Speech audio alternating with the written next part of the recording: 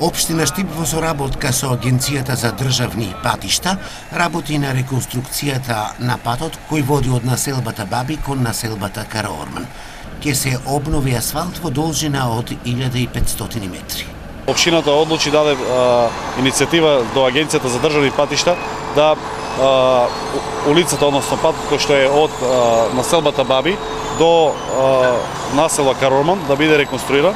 Во сусрет не излезе Агенцијата за државни патишта и еве како самите кои што гледате веќе се изведува, односно се обновува дел од асфалтот, односно целиот од населба Баби до населба Караорман.